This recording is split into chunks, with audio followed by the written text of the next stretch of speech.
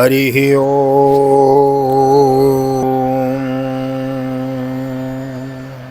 जय श्री राधे, जय श्री कृष्ण। आप सभी को हृदय से प्यार भरी राधे राधे। और कैसे हैं आप सब? आशा करते हैं ठाकुर श्री राधा माधव की कृपा से आप सब कुशल मंगल होंगे और भगवान की भक्ति में लीन होंगे। मैं राधेश्याम वशिष्ठ नित्य की भांति आपका बहुत बहुत स्वागत करता हूं। हाँ, नित्य की भांति नहीं, बिकॉज़ अभी तो मैं कई दिनों बाद उपस्थित हो पा रहा हूं। लगभग 10-12 दिन बाद आपको श्रीमद् भागवत की कथा की वीडियो श्रवण करने को मिल रही है। बिकॉज़ बीच में जब जून का महीना आरंभ होता है तो बालकों की छुट्टियां पड़ जाती हैं, तो बच्चों के ग्रीष्म अवकाश के उपलक्ष्य में इनको लेके हरिद्वार वगैरह गए थे घूमने के लिए। हरिद्वार से हिमाचल गए थे, तो वहाँ की वीडियो भी आप सभी ने देखी हैं, तो इसलिए थोड़ा विलंब से उपस्थित हो रहे हैं। आइए देर न करते हुए आज की कथा में आपको ले चलते हैं। नए आए हैं चैनल को सब्सक्राइब कर लीजिए, बेल आइकन को प्रेस कर दीजिए। आइए मेरे साथ गोविंद नाम गुनगुनाइए। ओम श्री कृष्ण गोविंद हरे मुरारी, नाथ नारायण वासुदेव।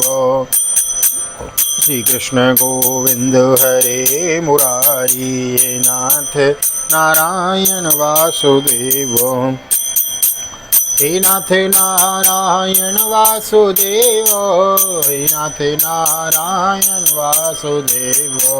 श्री कृष्ण गोविंद हरे मुरारी, हे नाथ नारायण वासुदेव।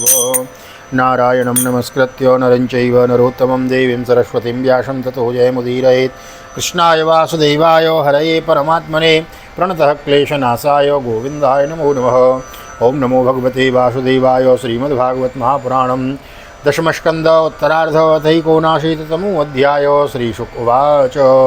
ततः पर्वण्युपावृत्ते प्रचण्ड पांशुवर्षणा भीमो वायुरभुद्राजन् पूयगन्धस्तु सर्वश। ततो मेध्यमयं वर्षं बल्वलेन विनिर्मितम् अभवद्यज्ञशालायां सोन्वदृश्यत सूरद्रेक्। तं विलोक्य बृहत्कायं भिन्नाञ्जनं सचोपयं भिन्नाञ्जनचयोपमम्। तप्तताम्रशकाश्मश्रुं द्रष्टं ग्रभृकटीमुखं। सस्मार मुसलं राम परशिन्यविदारणं हलं च दैत्योदमनं ते तूर्णमुपतस्तुत। तमाकृष्य हलाग्रेण बल्वलं गगनेश्वरं मुसलेनाहनत क्रुद्धो मूर्धनं ब्रह्मद्रुवं बल।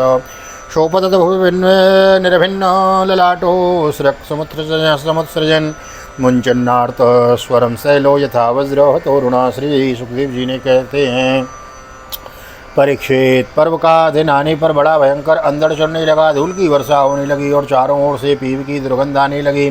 इसके बाद यज्ञशाला में बलबल दानव ने मलमूत्र आदि अपवित्र वस्तुओं की वर्षा की। तदनंतर हाथ में त्रिशूल लिए वह स्वयं दिखाई पड़ा।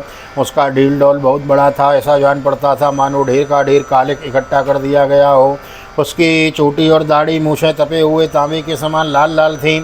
बड़ी बड़ी दाढ़ों और भौं के कारण उसका मुंह बड़ा भयावना लगता था। उसे देखकर भगवान बलराम जी ने शत्रु सेना की कुंदी करने वाले मूषल और दैत्यों को चीर फाड़ डालने वाले हल का तुरंत स्मरण किया। उनके स्मरण करते ही वे दोनों शस्त्र तुरंत वहां आ पहुँचे हैं। तमाकृष्यो हलाग्रेण बल्वलं गगनेश्वरं मुसलेना हनत क्रुद्धो मूर्धन्यं ब्रह्मद्रुवं बल। शोपतत निर्भिन्न ललाटो स्रक्समुसृजन् मुञ्चन्नार्तस्वरं शैलो यथा वज्रो तोरुणो। बलराम जी ने आकाश में विचरने वाले बलवल दैत्य को अपने हल के अगले भाग से खींचकर उस ब्रह्मद्रोही के सिर पर बड़े क्रोध से एक मूसल कसकर जमाया, जिससे उसका ललाट फट गया और वह खून उगलता हुआ तथा आर्तस्वर से चिल्लाता हुआ धरती पर गिर पड़ा। ठीक वैसे ही जैसे वज्र की चोट खाकर गेरू आदि से लाल हुआ कोई पहाड़ गिर पड़ा हो। संस्तुत्य मुनियो राम प्रयुञ्ज्या विदताशिषो अभ्यसिञ्चन् महाभागा व्रतरग्नं विबुधायत। वैजयन्तीं ददोर्मालां श्रीधामाम्लानपङ्कजां रामायो वाससी दिव्ये दिव्यान्याभरणानि च। ततो तेरभ्यनुज्ञात कौशिकीमेत्य ब्राह्मणैः स्नात्वा सरोवरमगाधो यथा सरयुरास्रवत्। अनुस्रोतेन सरयुं प्रयागमपगम्य स। स्नात्वा सन्तर्प्य देवादीन् जगाम पुलहाश्रमम्। गोमतीं गण्डकीं स्नात्वा विपासां सौण आप्लुत। गयां गत्वा पितृनिष्ठ्वाद् गङ्गासागरसङ्गमे। उपस्पृश्य महेन्द्राद्रौ रामं दृष्टो विवाद्य च। सप्तगोदावरीं वेणां पम्पां भीमरतिं ततः। स्कं दृष्ट्वा वयो रामं श्रीशैलं गिरिशालयं। द्रविणेषु महापुण्यं दृष्टिवाद्रिं वेङ्कटं प्रभुं।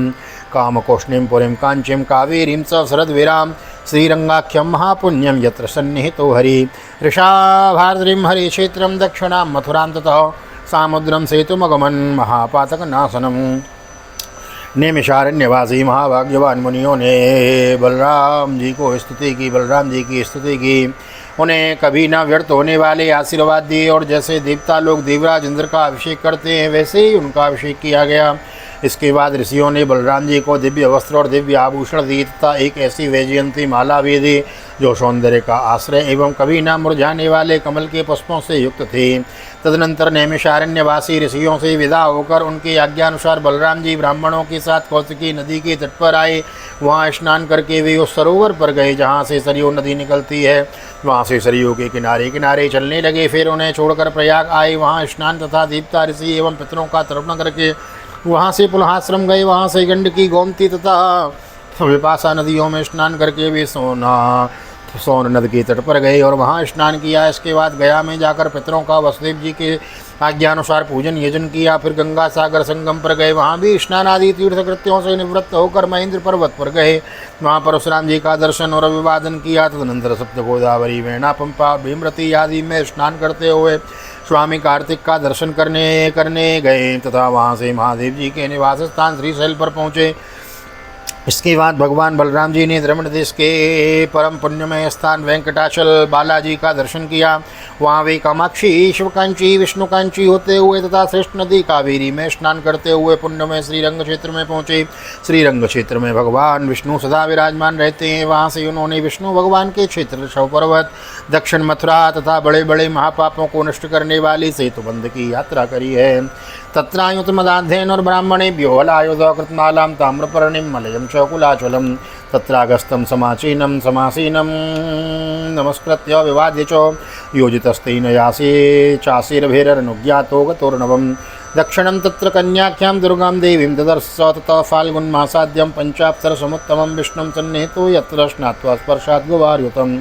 ततो विव्रज्य भगवान् केरलास्त्वं त्रिगर्तकान् गोकर्णाख्यं शिवक्षेत्रं सान्निध्यं यत्र धूर्जटे आर्यां द्वैपायनीं दृष्ट्वां शूर्पारकमगाद्बलः तापीं पयोष्णीं निर्विन्द्याम् उपस्पृश्यात् दण्डकं प्रविश्य रेवामोगमद् यत्र माहिष्मतिं पुरीमनुतीर्थमुपस्पृश्य प्रवासं पुनरागमत्।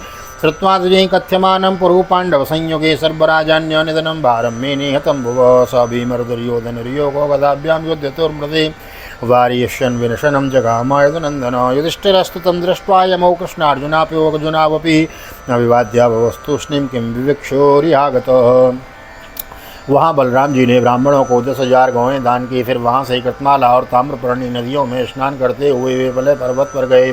वह पर्वत 7 कुल पर्वतों में से एक है। वहाँ पर विराजमान अगस्त मुनि को उन्होंने नमस्कार और अभिवादन किया। अगस्त जी से आशीर्वाद और अनुमति प्राप्त करके बलराम जी ने दक्षिण समुद्र की यात्रा की। वहाँ उन्होंने दुर्गा देवी का कन्याकुमारी के रूप में दर्शन किया।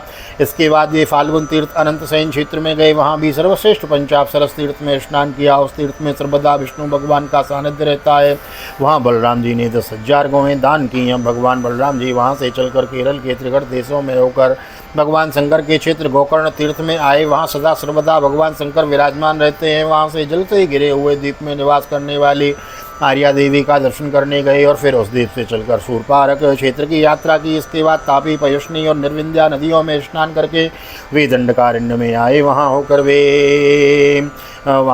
वे नर्मदा जी के तट पर गए। परीक्षित इस पवित्र नदी के तट पर ही माहेश्मतीपुरी है, जहाँ मनु तीर्थ में स्नान करके वे फिर प्रभास क्षेत्र में चले आए।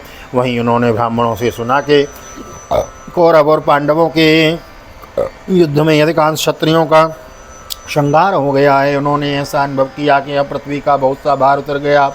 जिस दिन रणभूमि में भीमसेन और दुर्योधन गदा युद्ध कर रहे थे, उसी दिन बलराम जी उन्हें रोकने के लिए कुरुक्षेत्र जा पहुँचे। महाराज युधिष्ठिर, नकुल, सहदेव, भगवान श्री कृष्ण और अर्जुन ने बलराम जी को देखकर प्रणाम किया तथा चुप हो गए। वे डरते हुए मन ही मन सोचने लगे कि वे न जाने क्या कहने के लिए यहाँ पधारे हैं। गदापाणिममुं दृष्ट्वा संरम्दो विजयेषणिः मण्डलानि विचित्राणि चरन्ताविदमब्रवीत् इवान् तुल्यो बलो वीरो हि राजन् हि भ्रकूदर एकं प्रणादिकं मन्ये उतैकं शिक्षयादिकं तस्मादेको तरिष्येह यवयो समवीर्ययो न लक्ष्यते जयोन्यो वा विरमत तुवफलोरणः न तद्वाक्यं च गुरुहर्तुर्ब्रद्वरैवर्धवैरो न पार्थवत् अनुस्मरन्तावन्योन्यं दुरुक्तं दुष्कृतानि चोदिष्टं तदनुमन्वानो रामो द्वारवतीं ययौ उग्रसेनादिभिः प्रीतिर्ज्ञातभिषोपागतो तं पुनर्नैमिषं प्राप्तं रसयो याजयन् मुदा कृत्वङ्गं क्रतुभिः सर्वैर्निवृत्ताखिलविग्रहं तेभ्यां विशुद्धविज्ञानं भगवानाव्यतरद्विभो येनैवात्मन्यदो विश्वमात्मानं विश्वगं विदो स्वपत्न्या वा व्रतस्नातो ज्ञातिबन्धो सुवद्व्रतरेजे स्वज्यो स्नेवेन्दुं सुवासा सुष्ठुवलंकृतम। उस समय भीमसेन और दुर्योधन दोनों ही हाथ में गदा लेकर एक दूसरे को जीतने के लिए क्रोध से भरकर भांति भांति के पैतरे बदल रहे थे। उन्हें देखकर बलराम जी ने कहा, राजा दुर्योधन और भीमसेन, तुम दोनों वीर हो, तुम दोनों में बल पौरुष भी से समान है। मैं ऐसा समझता हूँ कि भीमसेन में बल अधिक है और दुर्योधन में गदा युद्ध में शिक्षा अधिक पाई है, इसलिए तुम लोग जैसे समान बलशालियों में किसी एक की जय या पराजय नहीं होती दिखती। अतः तुम लोग व्यर्थ का युद्ध मत करो, अब इसे बंद कर दो। परीक्षित बलराम जी की बात दोनों के लिए हित करती, परंतु उन दोनों का वैरभाव इतना दृढ़मूल हो गया था कि उन्होंने बलराम जी की बात ना मानी। वे एक दूसरे को कटुवाणी और दुर्व्यवहारों का स्मरण करके उन्मत्त से हो रहे थे। भगवान बलराम जी ने निश्चय करके ही इनका प्रारब्ध ऐसा ही है, इसलिए उसके संबंध में विशेष आग्रह न करके वे द्वारिका लौट गए। द्वारिका में उग्रसेन आदि गुरुजनों तथा अन्य संबंधियों ने बड़े प्रेम से आगे आकर उनका स्वागत किया। वहाँ से बलराम जी फिर नैमिषारण्य क्षेत्र में गए। वहाँ ऋषियों ने विरोधाभाव से युद्धादि में निवृत्त बलराम जी के द्वारा बड़े प्रेम से सब प्रकार से यज्ञ कराए। परीक्षित, सच पूछो तो जितने भी यज्ञ हैं वे बलराम जी के अंग ही हैं, इसलिए उनका यह यज्ञानुष्ठान लोक संग्रह के लिए ही था। सर्वसमर्थ भगवान बलराम जी ने उन ऋषियों को विशुद्ध तत्वज्ञान का उपदेश किया, जिसमें वे लोग संपूर्ण विश्व की अपने आप में और अपने आप को सारे विश्व में अनुभव करने लगे। इसके बाद बलराम जी ने अपनी पत्नी रेवती के साथ यज्ञांत स्नान किया और सुंदर सुंदर वस्त्र तथा आभूषण पहनकर अपने भाई बंधु तथा स्वजन संबंधियों के साथ इस प्रकार शोभायमान हुए जैसे अपनी चंद्रिका एवं नक्षत्रों के साथ चंद्रदेव होते हैं। ईदृग्विधान्य संख्यानि बलस्य बलशालिन अनंतस्य प्रमेयस्य मायामर्तस्य शन्तिः योनुस्मरेत रामस्य कर्माण्यद्भुतकर्मण सायं प्रातरनन्तस्य विष्णु सदयितो भवेत्। परीक्षित, भगवान बलराम जी स्वयं अनंत हैं, उनका स्वरूप मन और वाणी से परे है। उन्होंने लीला के लिए ही यह मनुष्य का सा शरीर ग्रहण किया है। उन बलशाली बलराम जी की ऐसे ऐसे चरित्रों की गिनती भी नहीं की जा सकती। जो पुरुष अनंत सर्वव्यापक अद्भुत कर्मा भगवान बलराम जी के चरित्रों का सायं प्रातः स्मरण करता है, वह भगवान का अत्यंत प्रिय हो जाता है। स्वस्थ श्रीमद्भागवते महापुराणे पारमहंस्यां संहितायां दशमस्कन्धे उत्तरार्धे बलदेव तीर्थयात्रा निरूपणं नाम एकोनशीतमोत्सव। श्री बालकृष्णचरणार्पणमस्तु। कृष्णाय वासुदेवाय हरये परमात्मने प्रणतः क्लेशनाशाय गोविन्दाय नमो नमः। हरे कृष्ण कृष्ण कृष्ण हरे हरे, हरे राम राम राम हरे हरे। राधे कृष्ण कृष्ण कृष्ण राधे राधे, राधे श्याम श्याम श्याम राधे राधे। बोल राधा गोविंद भगवान की जय। श्रीमद् भागवत महापुराण की जय। श्री वेदव्यास जी महाराज की जय। सुखदेव जी महाराज की जय। राजा परीक्षित जी महाराज की जय। राजा रामचंद्र भगवान की जय। श्री हनुमान जी महाराज की जय। गोवर्धन नाथ की जय। यमुनी महारानी की जय। वृंदावन माँ की बिहारी लाल की जय। गैया मैया की जय। तुलसी मैया की जय। अपने अपने माता पिता की जय। सदगुरुदेव भगवान की जय। आज के आनंद की जय। जय जय श्री राधे श्री राधे श्री राधे श्याम। जय जय राधे जय जय श्याम। सबको मिले वृंदावन धाम। ऐसी प्रार्थना मेरी ठाकुर जी के चरणों में। यहाँ तक वीडियो बने, वीडियो को लाइक कर दीजिए, शेयर कर दीजिए। नए आए हैं चैनल को सब्सक्राइब किए बिना न जाएं। मिलते हैं अगले अध्याय में, तब तक के लिए श्री धाम वृंदावन से आप सभी को हृदय से प्यार भरिए जय श्री राधे जय श्री कृष्ण। हरि ओम।